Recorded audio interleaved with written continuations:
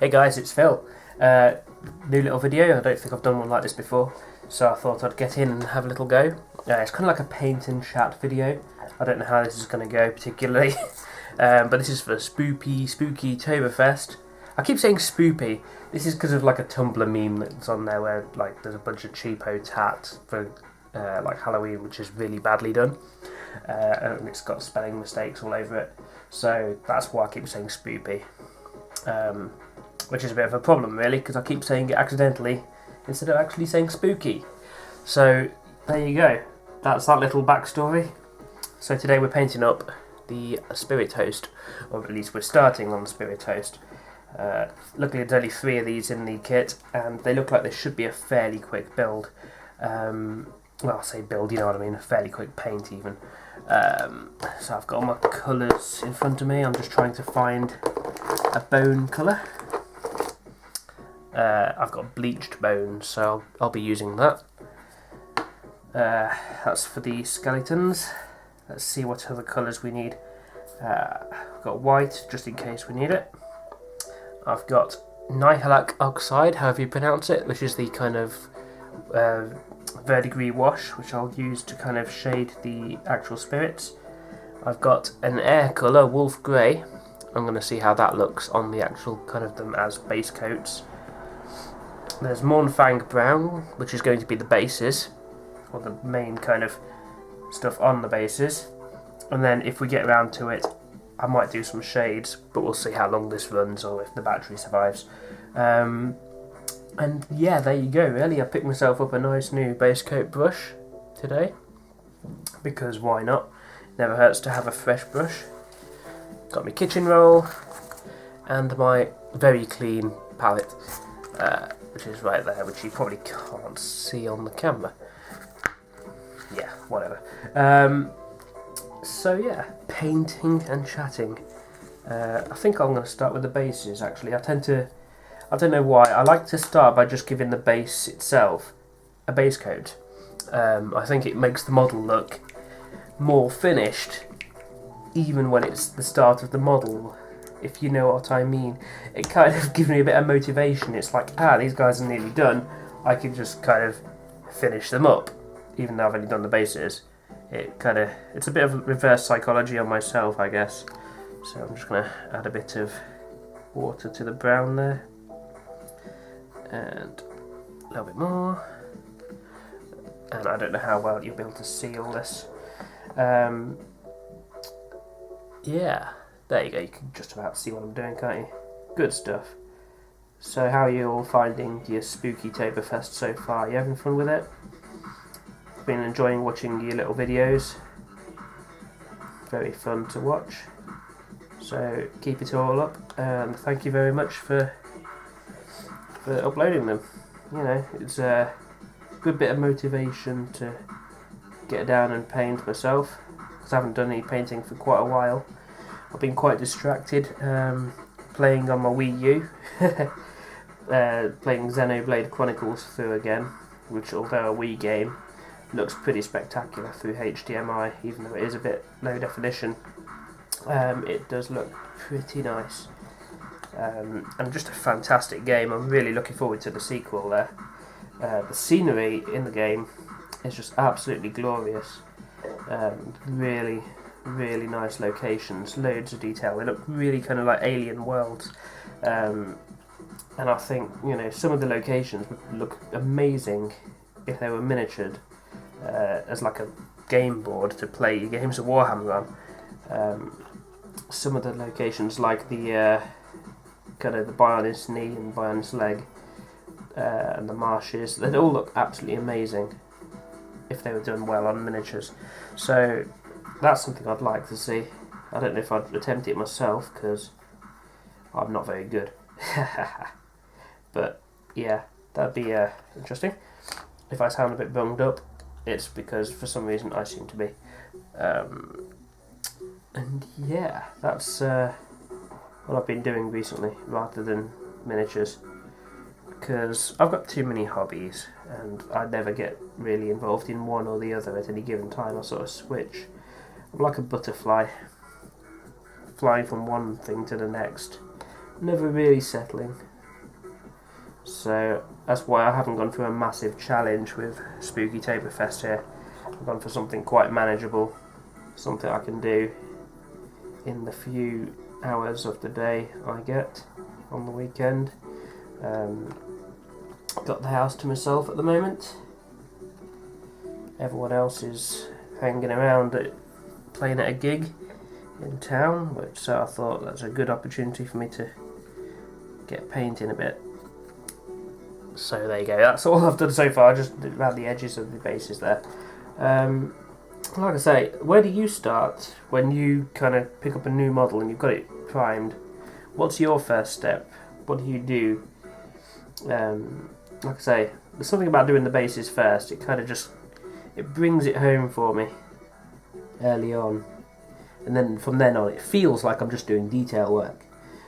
I'm actually thinking these guys are going to be a really quick paint. I was tempted to use the airbrush on them and go for like some fancy shading and stuff, but to be honest, I didn't want to. Simple as that, really. Oh man, this is going to absorb paint like anything. I'm using quite a watered down mix of Mornfang brown here, which is just spreading quite thinly. I might do a second coat, but it kind of, the way it goes into the recesses, actually sort of ready shades it for you quite nicely. So obviously you'll probably have noticed I tend to put the sand down on my miniatures before I start painting and before I even prime them. Partly because it helps just seal the base on there, and I think it gives you a chance to just paint it nicely, and yeah, I think they look pretty cool, and it's easy, to be honest. It means that you're not sort of painting and applying basing material around a finished miniature, where you might run into some kind of problems where you get PVA glue all over your nice paint job, or super glue, which would be even worse. You don't want to have to paint over that again. So again, by starting with the base, because you often have a bit of a messy bit of dry brushing when you're doing your bases, so you know, it's a chance to avoid some of that mess there. I'm just going in around the bottom of the skeleton to try and work where he's sort of coming out the ground into the rest of the colour of the sand, so it all merges nicely and it looks like he's just coming out of the ground there.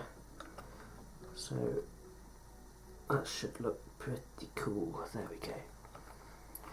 So you can kind of see what I'm talking about now that the first one is looking pretty nice there. Even though that's all I've done, you know, that looks pretty kind of, if you put that on the battlefield like that, your opponent probably wouldn't say anything about it. They'd probably be like, oh, okay, white ghosts, mud, good enough, right? So if you were just painting to ultimate, gotta get it ready for a game quality, I'd be perfectly happy to run that as that, because it is just a ghost. It's not like, you know, you have to put loads of colour into that. Indeed, even the finished thing itself probably won't have that much in the way of colour. It's basically going to be a case of painting them with washes, and probably not any dry brush, maybe a bit of a highlight here and there, but just to give them that kind of ghostly look, it's better to not give them any sharp details or bright colours. So there you go. I think all the kind of undead stuff that's been released with this first End Times book looks fantastic. I'd really like to paint up some of the Mortarch stuff. Particularly, I'd go for Neferata, I think, the Vampire Queen. I think she looks amazing. She's a bit more elegant, say, than the other two, Arkan the Black or Manfred von Carstein. Is it Carstein or Carstein? A or B? Carstein A, Carstein B. Which one is it? I can never tell. I never hear it said out loud, I just see it written down. So you can help me out with that. I wonder how I'm doing for battery. Looks alright. What I'm doing for memory card space. Looks alright. But if this video just cuts out, without me giving a proper goodbye, then yeah, lower the shades, deal with it. .gif. Yeah. So what should we chat about? Yeah, Wood Elves then. I've been working on my Wood Elves here and there. I've got a game lined up probably at the end of this month. It'll actually be my debut game of Warhammer Fantasy. Well, I say debut. Debut since the late 90s at least. So I'm interested to see how that goes. I shouldn't imagine I'll do too well. I'm up against Warriors of Chaos, which will be quite timely, I should imagine, with the new second book coming out soon for the end times, which is said to be chaos. I say rumoured, but I think it's probably fairly definite that's what it is. And yeah, it's good times. I want to see what happens with the Wood Elves. What I'd really like to see is a new kit for Orion come out, or particularly one for Ariel, because she hasn't had a kit for, well, years really. The last one I saw for Ariel was the one that came out in the 90s. I don't know if one came out since then, but it wasn't a particularly amazing model. It was a bit ugly, to be honest. And it had these big butterfly wings, which I always thought would be really difficult to paint. I wouldn't know where to start with those, so that kind of always put me off from buying it. But I think, I'd really like to see what they could do with the modern kind of miniatures technology and the digital sculpting they use. It'd be really amazing to see what they've come up with, whether she'd be a huge character figure, like a Nagash size model. I shouldn't imagine she would be. But I'd really like to see what they'd do with her. And probably, because she's still a fairly prominent character in the Wood Elf lore, it could happen. She could be in one of the end time books at some point. Very much welcome that. Of course, everyone's scared of Ariel, really. Everybody. And yeah, there you go. And I'm really going through this brown paint pretty quick. Still. Dilute it down, you're alright. Doesn't use too much of it.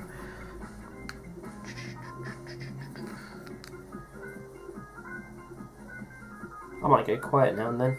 That's just because I've got nothing more to say off the top of my head. Maybe I should have written down a script. But then unscripted's better, right? Probably, right? I'm assuming it's actually recording. I might have just forgotten to press record, in which case I've been talking to no one for ages. That would be embarrassing. Well, it wouldn't be, because no one would know about it. But you know what I mean. Yeah, that's a good question. What do you listen to when you paint? Do you listen to heavy metal? Or do you listen to pop, rock, One Direction, perhaps?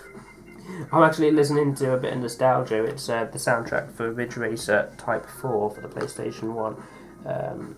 Really liked the music on that game, so I just thought I'd stick the soundtrack on while I paint. You probably can hear it slightly in the background, but not much. I would love them to make a new Ridge Racer like Type 4. I think all the ones since, really, they were a little bit too... I don't know, how would you describe it? It kind of went away from the arcade feel a little bit with Type 4. It kind of felt a bit more grounded, and it had a really cool kind of career mode. And all the ones since almost feel like cut down experiences. Yeah, they've got like a world tour, but Type 4 had all this kind of crazy chatter going on. You felt like you were part of a team, which I really liked. Yeah. So what do you listen to? Post below with what you listen to, assuming you've made it this far through my video. And yeah, I'd be really interested to know what you listen to. Just generally chat to me. If you've got any questions you'd like to ask me, I can answer them in my next paint and chat, because I think I can do a few of these. If you want to watch them, let me know. Yes.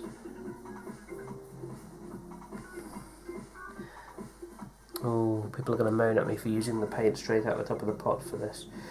but one more like, okay, there we go. We'll call those bases kind of ready there for a bit. So that was nice and quick, wasn't it? You kind of don't want to put them too close because don't want them to stick together or anything. But there, that's I think they look quite cool actually. Let's just show you the effect you get there. Yes, excellent, Smithers, excellent. So yeah, really nice little kit actually, these Spirit Host. I think they're very different to the old kind of metal Spirit Host that you had, which were more like just wailing banshees in long flowing dresses. These ones are very interesting looking. They're really ethereal, if that's the word. And they fit in really nicely with the Mortarch stuff and your Nagash being held up essentially by these things. They look really cool. Very keen on their design. Quite a complicated kit to put together, as I said in my last video with these. It's a little bit hard to kind of see exactly how it fits together. Although there are little bits where there's kind of little knobs that you stick in the holes, as it were. They are still a little bit fiddly. Particularly once you've got a little bit of your plastic glue, which I use the Revel stuff there. Once you've got that on there, it becomes quite hard to see where the connections actually should be, and then you have to hold it quite sturdy for a bit to let it set, otherwise it's going to droop everywhere. So be prepared to kind of sit there and hold it for a while. There are a few fragile little bits as well, as you can probably tell, some of these bits, because it is quite thin plastic. So I'd say, you know, if you're putting this kit together, just be a little bit careful, particularly when you're getting rid of some of the mould lines, because that you can put a little bit of pressure on it while you're scraping if you're not careful, and then before you know it, one of the arms has fallen off or something. I speak from experience. There's one little bit where it's like an arm and a bit of kind of this wisp. It's not this one here, but you got like a bit of wisp and an arm, and it just snapped as I was scraping off the mould line there. So I haven't been too diligent with these mould lines. To be honest, I don't think you'll really particularly notice them on this kit. I've noticed most modern kits, they tend to have very minimal mould lines. They put them very cleverly in the edges of the model. So generally, they don't get in the way. There's a bit on the skulls, on the actual base, that you need to kind of be aware of. But other than that, it's pretty simple, pretty straightforward.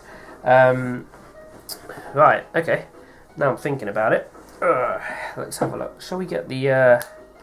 I've got bleached bone now. I'm wondering if I've got my Zandri... whatever you call it, like a... Is it Zandri dust? Got too many paints out and not any kind of organised system for them. So, whoa! Timber! I needed to organise this really. I should have been a lot more prepared for this video. But, you know, whatevs. Shake your paint up first. This is actually an old one. This is a bleached bone from the previous Citadel paint range. I'm hoping it's still good. Give it a good shake anyway, and let's see how it looks. Yeah, that looks fine. So again, what we're going to do is just move to another section on the palette. Pop a bit of water in there and a bit of the bleached bone. Won't be needing quite so much of this colour.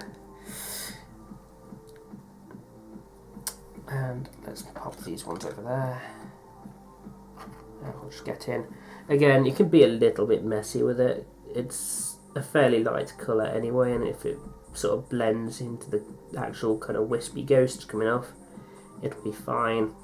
And ultimately, the actual kind of ghost part, the skeleton part even, I'll obviously be applying a wash onto that to kind of bring out the shading on him. And, you know, yeah, pretty cool, pretty cool. I'd like to just give a shout out to Warboss Tay for coming up with the Spookytober thing and organising it again this year. Really cool little thing to do. I love these kind of little monthly challenges or what have you. I think they give you a lot of motivation to just get in and paint, which, you know, people like me, we need a bit of motivation, so it's good for us. One thing that I will notice, obviously the base isn't completely dry yet, so where I'm doing this, it's almost kind of a blend in the colour from the Mournfang brown up to the bone. That's not necessarily a bad thing, and if you get a bit of the Mournfang brown on the bone there as well, again, it doesn't hurt it, it just, because he's been in the mud, he's been down there probably hundreds of years, or maybe only a couple of years, whatever, depending on how fresh the victim here is. But yeah, so yeah, you can be a bit messy with it. Again, it doesn't have to look super neat. You're not painting Tau armour here. You're just painting rotting bodies and dirty old corpses. So, you know, go to town. Don't be scared to make a bit of mess when you're painting. Just go all out and get in there. Yeah.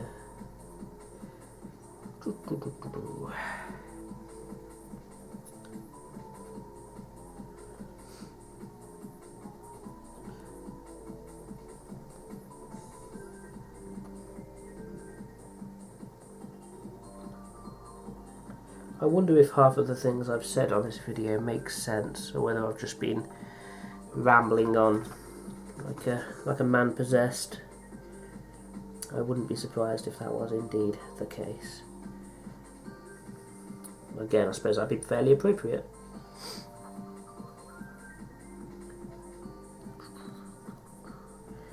I've just got this watered down bleached bone mix here, which is just going liberally all over the actual kind of skeleton parts. Not worrying too much about being neat. As long as it's all sort of covered, it's all good with me. Might go back and add a bit more Mournfang brown here and there. Thinking a bit of grey, just to bring out some of the rocks and pebbles, give the base a bit of visual variation. Yeah. So, like I say, this is my first attempt at a proper chatting and painting video.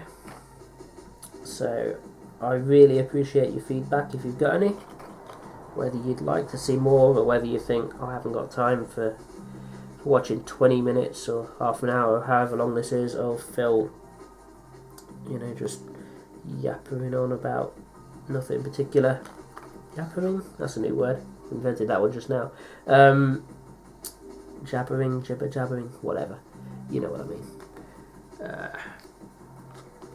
Yeah. So, I tell you what, every time there's a new white dwarf, you look in there and you just think, I want that, and I want that, and I want that. You can't buy it all. Can't afford to. And it's just plastic crack. It really is.